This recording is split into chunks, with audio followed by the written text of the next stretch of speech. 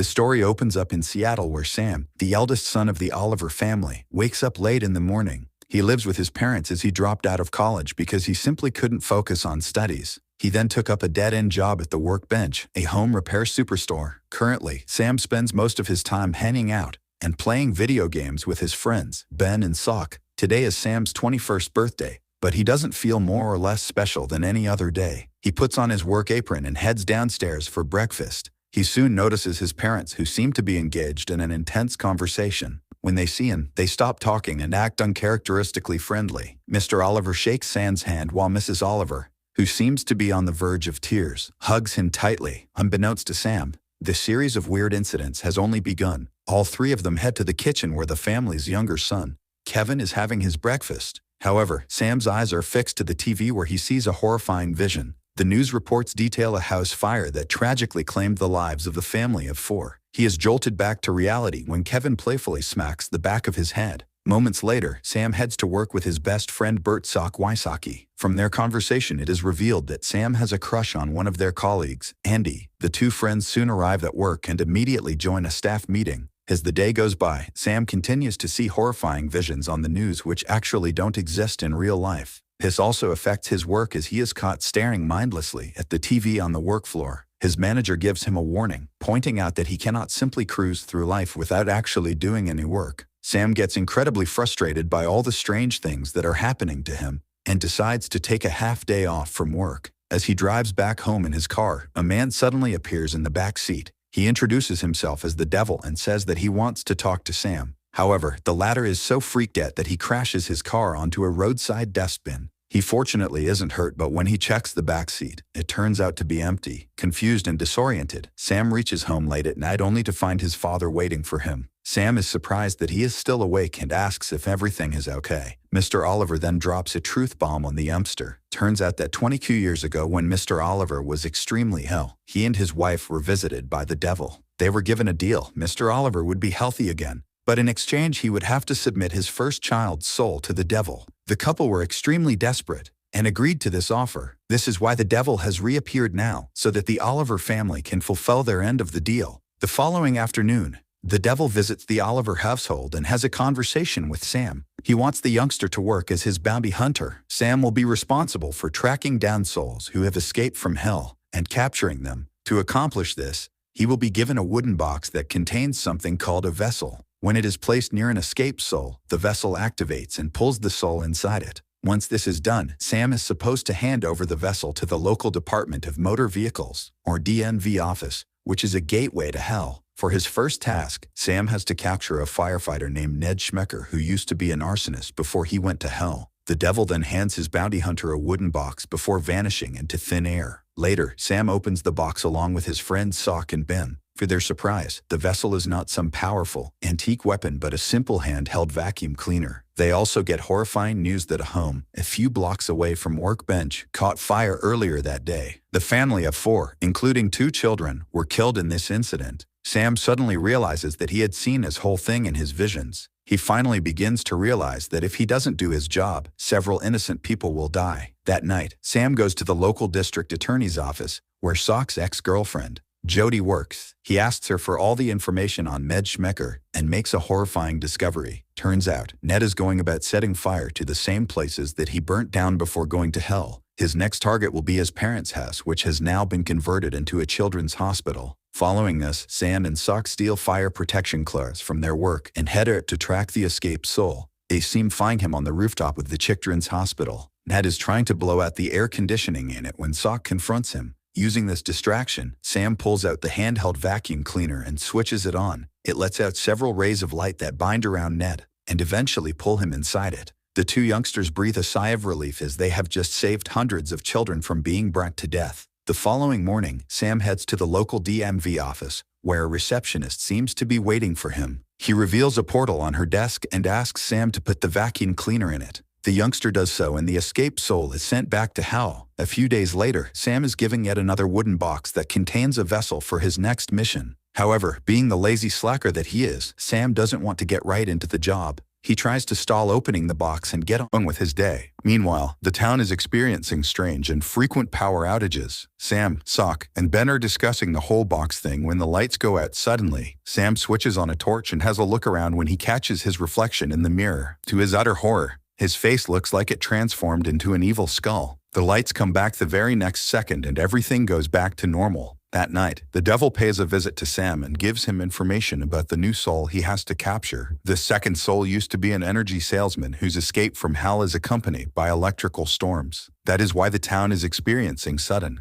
and frequent power outages along with strange lightning strikes. The devil also points out that every time a lightning bolt hits this town, an innocent person loses their life. Upon hearing this, the youngster finally begins to realize the severity of his work. Realizing that he cannot run away from his responsibility, Sam finally opens the wooden box with his friends. It contains a small remote-controlled monster truck and no instructions on how to use it to capture the escaped soul. Despite having no idea on how to use the vessel, Sam and his friends are quickly thrust into action. They learn from Workbench's manager that a nearby hospital has been hit by lightning and has requested 2 backup generators. Sam and his friends are tasked with taking these generators to the required destination. They quickly reach the hospital and see that it was hit by lightning twice. Sam also notices yet another bolt strike a few blocks away and quickly rushes to the spot. There, he sees the lifeless body of a man inside a car which was struck by lightning a few moments ago. A horrified Sam looks around and catches a glimpse of the hellish soul that is behind all this mess. The soul appears on top of a roof, but quickly vanishes seconds later. The next day, Sam does a bit of research about the culprit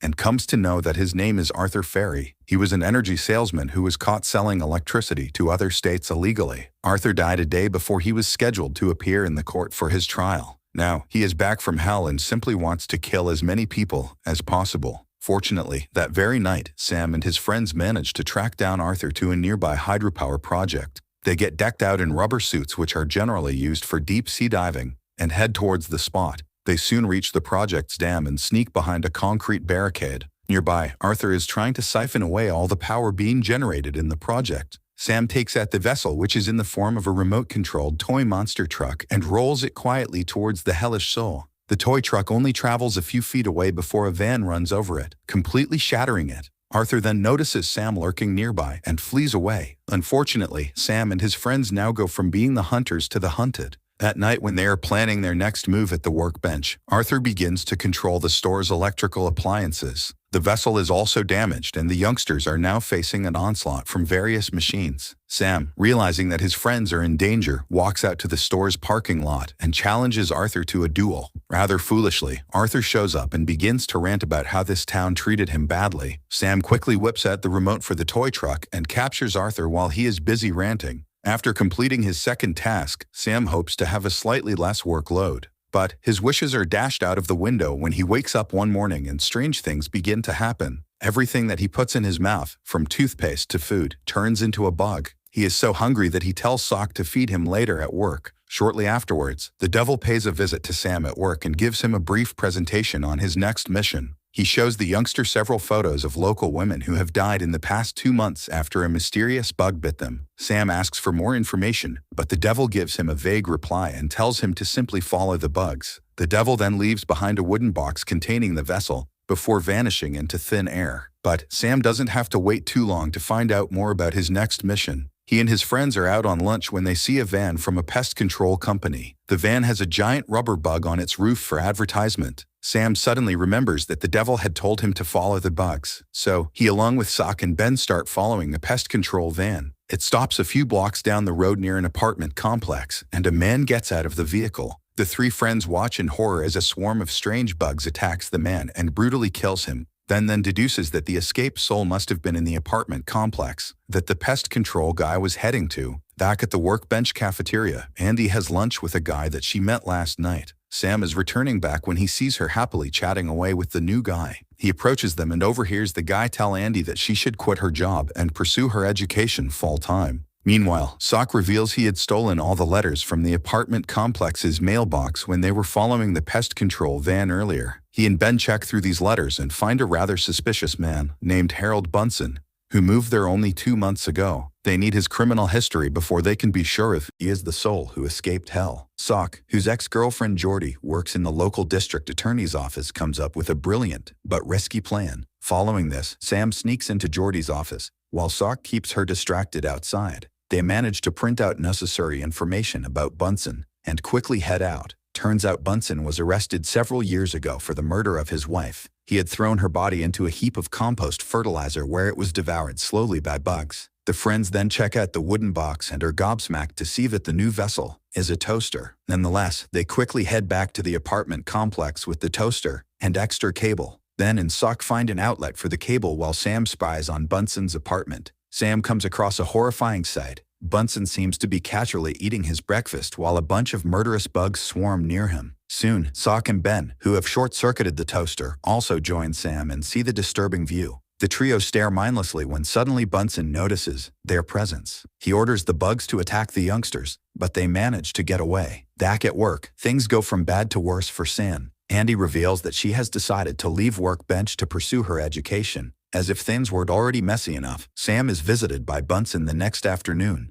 He reveals that it wasn't him who killed his wife, the pest control guy, or the three ladies. Instead, it was his ex-girlfriend Gloria, who came back from the dead recently. Bunsen warns Sam to stay away as Gloria sees everything and is present everywhere, all the time. The camera then pans nearby and we see the swarm of bugs transformed into a beautiful young woman who is intently looking at Sam. The next day, Sam and his friends head to Bunsen's apartment, decked out with pest control equipment. Sam and Ben head inside the apartment while Sock goes to the storage room to find a socket for the toaster's plug. In a shocking twist, Gloria is also in the storage room and she quickly abducts Sock as a hostage. On the other hand, Sam and Sock do not find any bugs in Bunsen's apartment. They then decide to head back and go to the storage room to pick up their friend. There, they see Gloria holding Sock as a hostage. She tells them to leave or else she will pierce Sock's throat using her swarm of bugs from hell. Right then, Bunsen also arrives in the storage room with some groceries. He begins talking to his ex-girlfriend and she pushes Sock away. This gives Sam enough time to plug in the toaster and chucks it towards Gloria. Sensing danger, Gloria begins to transform into a swarm of bugs, but she is quickly captured inside the toaster. After fulfilling his duties, Sam hurries back to work and finds Andy, fully prepared to confess his love. However, she reveals that her classes have been canceled for the semester. Their college building was reported to be filled with asbestos, and it will take several months to clean it. So, Andy will not leave work, at least, for the next 6 months. An extremely relieved Sam sees the devil casually sitting nearby, eavesdropping to their conversation. Everything is back to normal for a few days until weird things start happening once more. Things start mysteriously vanishing right from Sam's hand.